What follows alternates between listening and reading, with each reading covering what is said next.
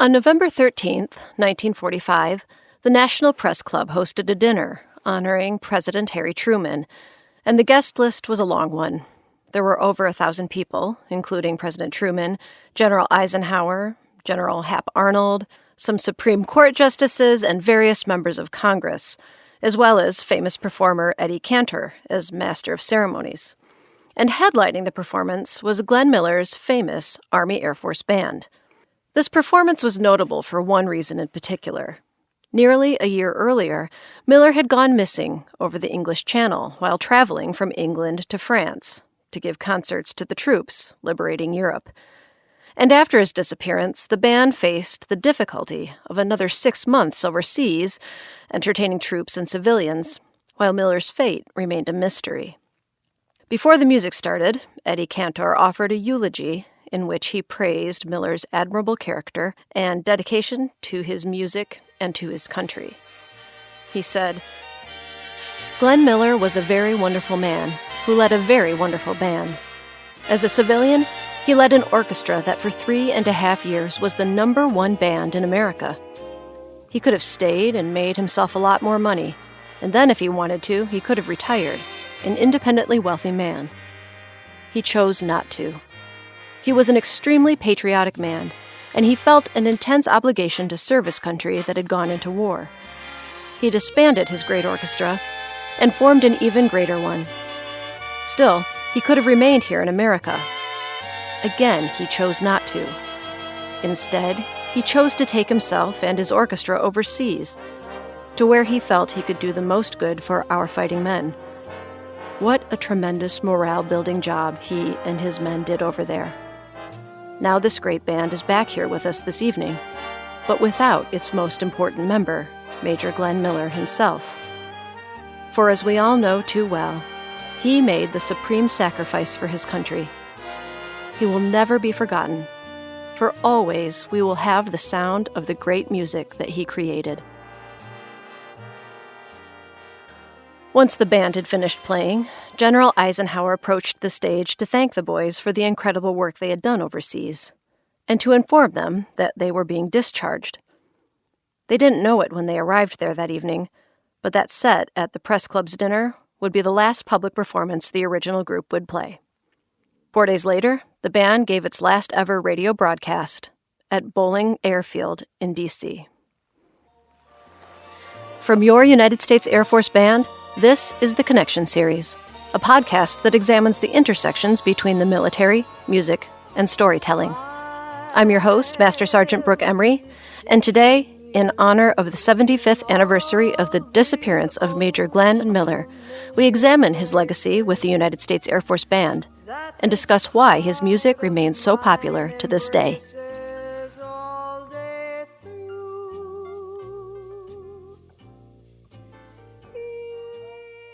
With me is Chief Master Sergeant Kevin Burns. He's the chief of the Airmen of Note and split lead trumpeter for the past 17 years. Thanks for being with us today, Chief. Thanks, Brooke. Glad to be here. So, after Miller's disappearance over the English Channel, the band stayed in Europe for another 6 months, and then they came back to the States and were eventually discharged. And from that point forward, how did the Airmen of Note come to be what they are today? Well, of course, the Air Force Band had already been in place here at Bolling Air Force Base, and the commander of Bolling was Brigadier General Sidney D. Grubbs. And he was very proud of the band, but he thought that something was missing. He wanted there to exist a dance band in the style of Glenn Miller. And so he asked the commander of the Air Force Band at the time, Colonel Howard, what it would take in terms of budget and personnel to put together a dance band. And so he even went so far as to ask Glenn Miller's wife if she would support the plan.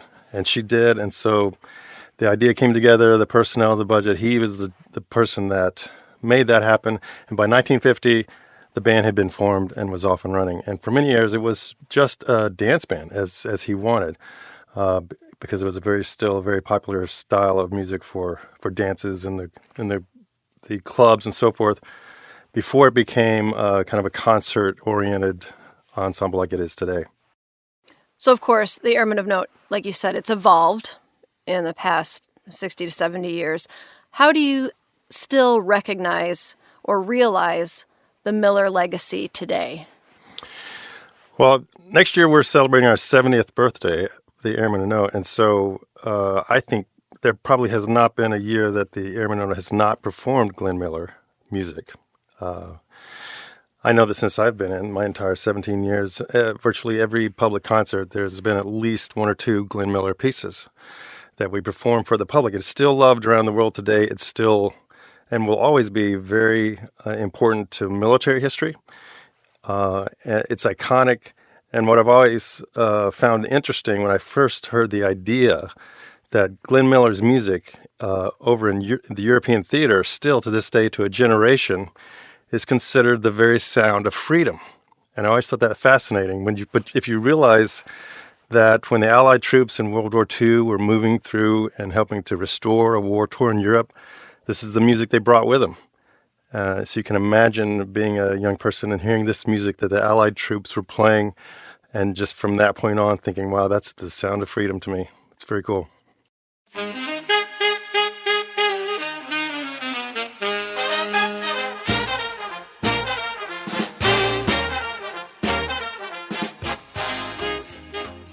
Why do you think his music still resonates with audiences in the States? And what kind of reaction do you get at concerts when you play Glenn Miller's music?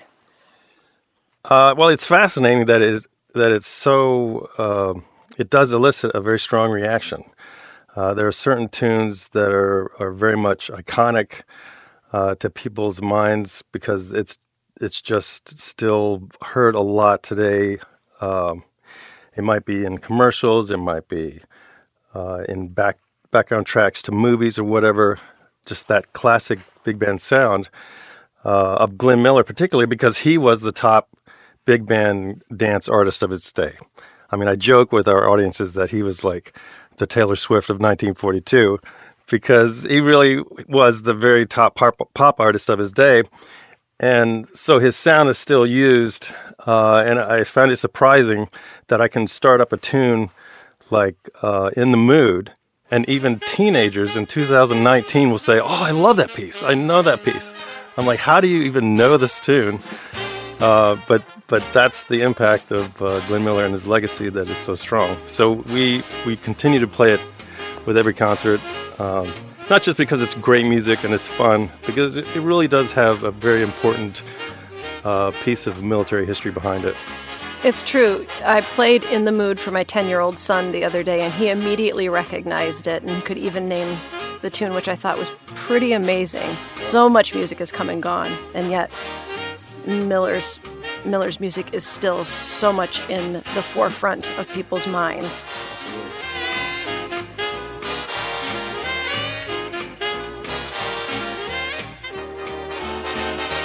You mentioned the Miller sound, and can you tell me a little bit about what makes his music sound the way it sounds? A lot of it, of course, has to do with the way he orchestrated the front woodwind section. There was a classic clarinet lead sound, and what in a traditional big band, our Barry sax player will pick up maybe an alto sax, and it just has this sound that's unmistakable from like the first note.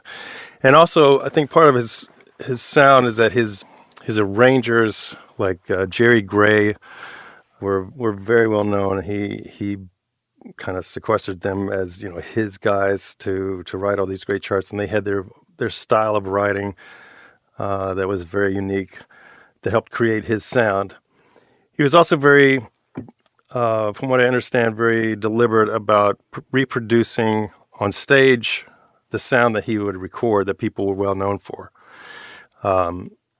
He didn't stretch out a whole lot from evolution of his recordings because he knew that's what most people heard him through. So when he would hit the stage, he wanted to sound just like the records.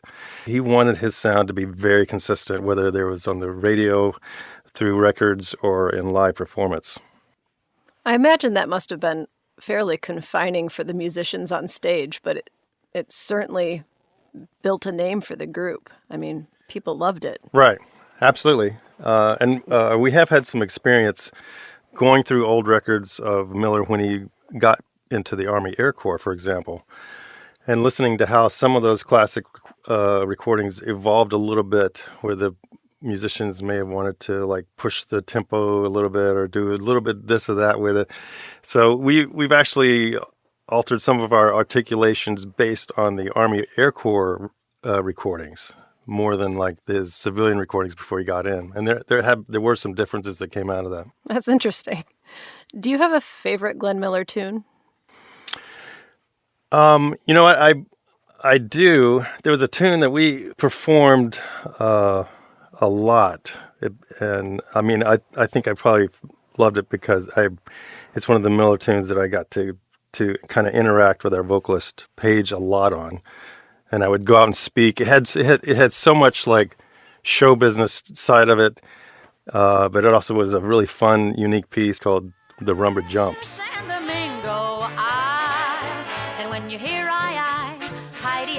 You'll know the reason why the rumba jumps. And so Paige has this vocal that's a lot of fun, and it's a great kind of South American feel to it. And then I jump on a mic, and we have this little back and forth thing, and then I play solo, and it has so much to it.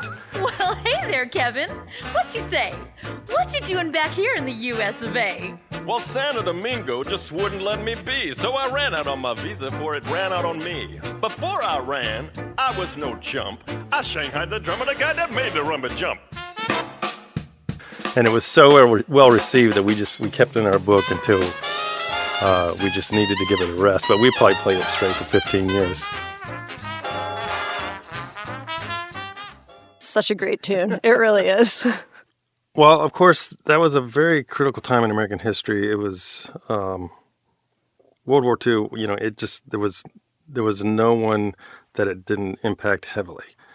There were so many Americans that were involved, either through the draft and the people that were serving, or the people back home, where the nation kind of just stopped what it's doing, and everybody in some manner was kind of involved in supporting the war effort, because it was the biggest thing that probably had ever happened on planet Earth. You know, it just like there needed to be this collective mindset for what was going on, and I think that's what happened with Miller. He knew. He was like, this is the most important thing. What can I do but to help bring, you know, the joy that I've been doing as a civilian and take it to the people that are serving this nation. He was making a lot of money. He kind of let that go for a while. He'd make like $20,000 a month back in 1942, which is an insane amount of money for a musician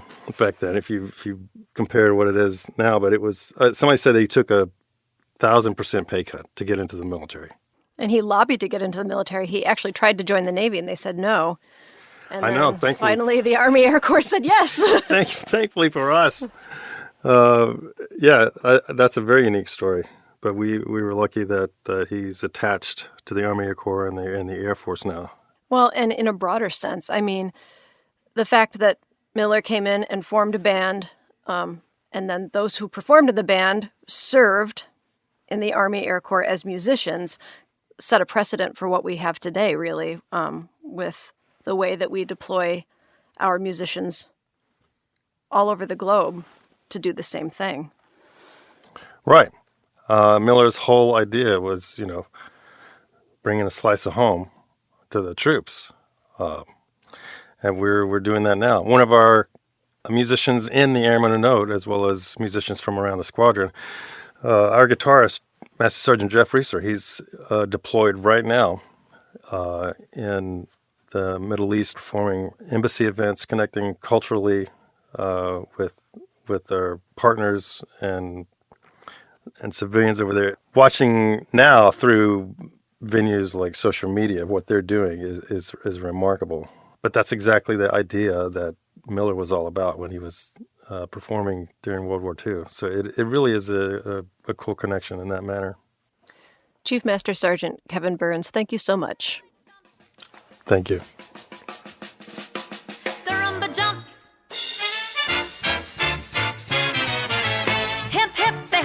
moment they landed.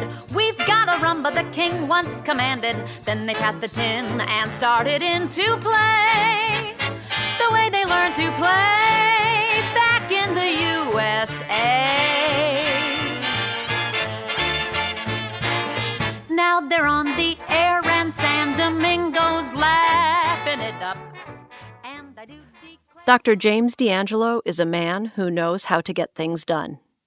A retired oncologist, he is the founder and chairman of the International Midway Memorial Foundation, a group that lobbied for years on behalf of those who served in the Battle of Midway.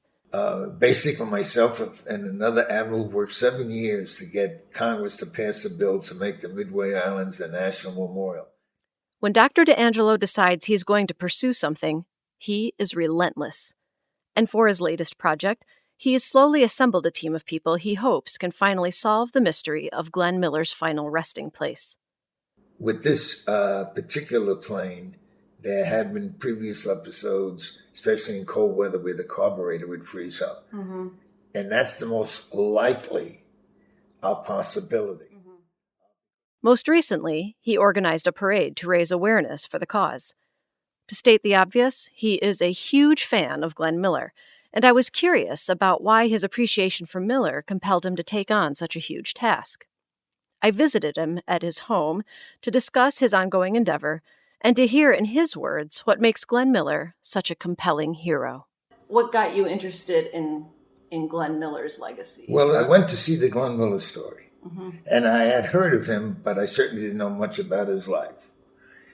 And the movie was so well done that when I left the theater, and I remember walking in the street, I actually felt like I knew Glenn Miller. Mm-hmm. Jimmy Stewart did such a great job. And then equally important is, of course, I fell in love with his music. But what impressed me the most about him was his great desire to find the sound that would be unique to his band. And he did that, combining a tenor saxophone with the clarinet and then all 4 other saxophones on a single octave.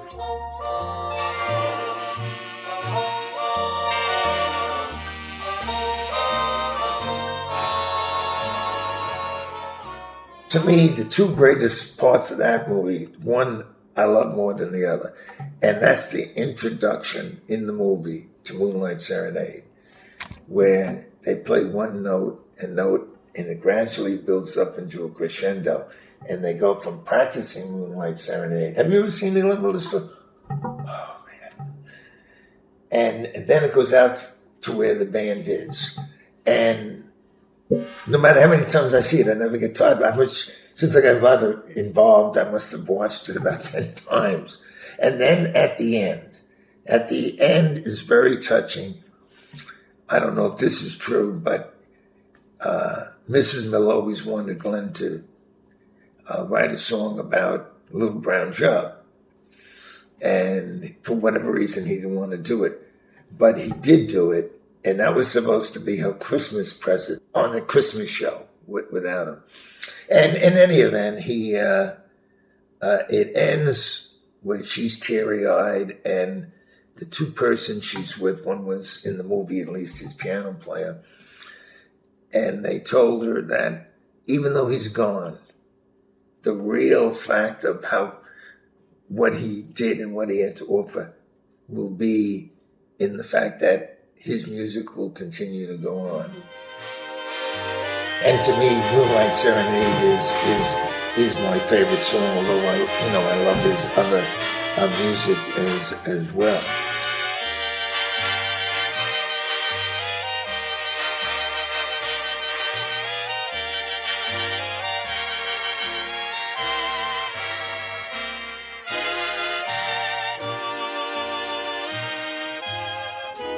About 3 or 4 years ago, I came across PBS's series, and the one that they had in this particular a documentary was The Mystery of Glenn Miller.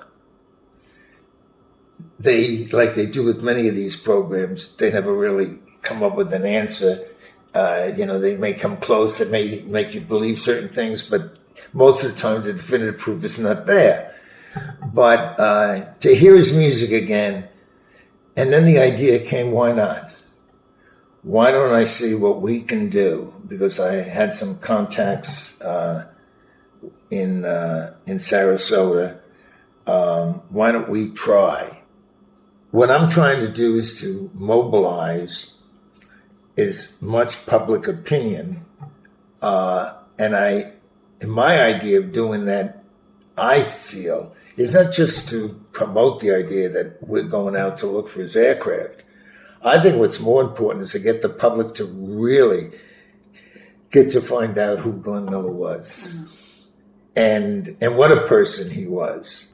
Just this week, I contacted Senator Scott's office in Florida to see if he would be willing to approach the president, and I felt strongly to see if we could get the Medal of Freedom for Glenn Miller.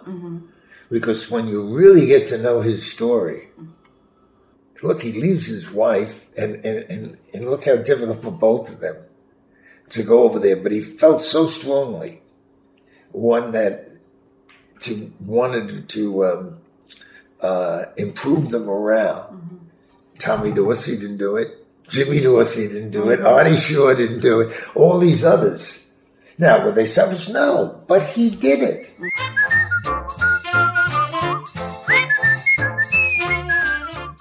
The first day that Glenn Miller arrived from the U.S. in England,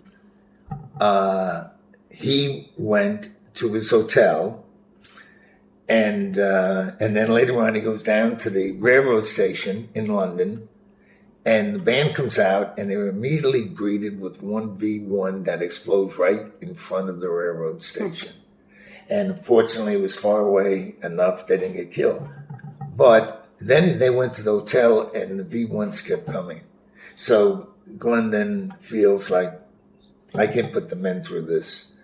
We're going to go to Bedford, which was 40 miles north of London. The day after they left that hotel, it got hit, and the hotel was mostly wiped out. In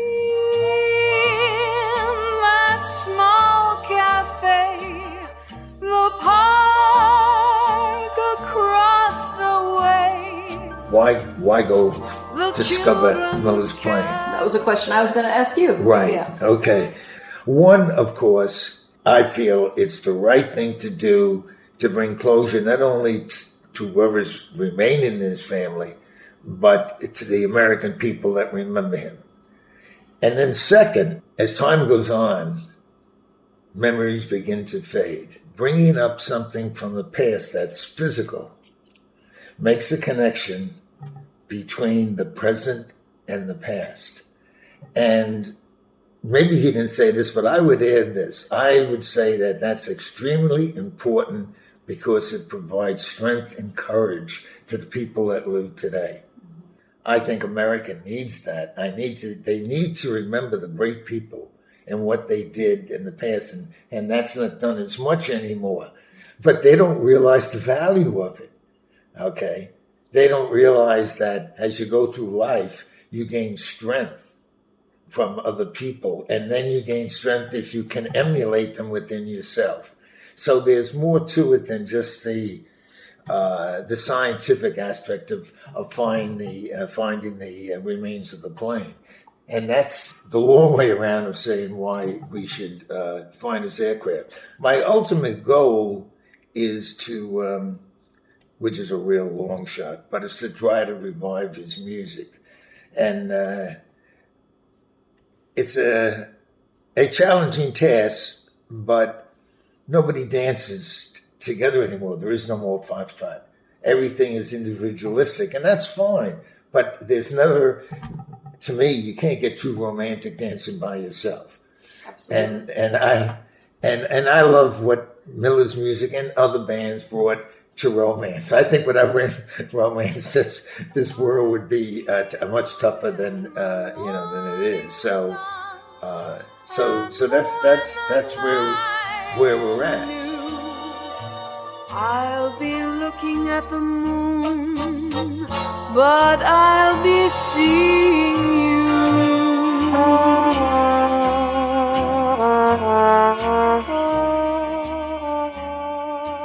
So if you do find it, Yes. if you do find part of the plane, what would be your ideal resting place for the aircraft? That's a good question, and we've actually have given that some consideration.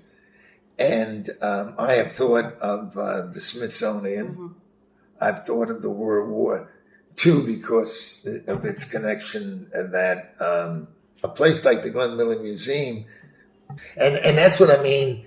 Why I think it's so important for history. But I think, this is just my belief, I think America needs a hero.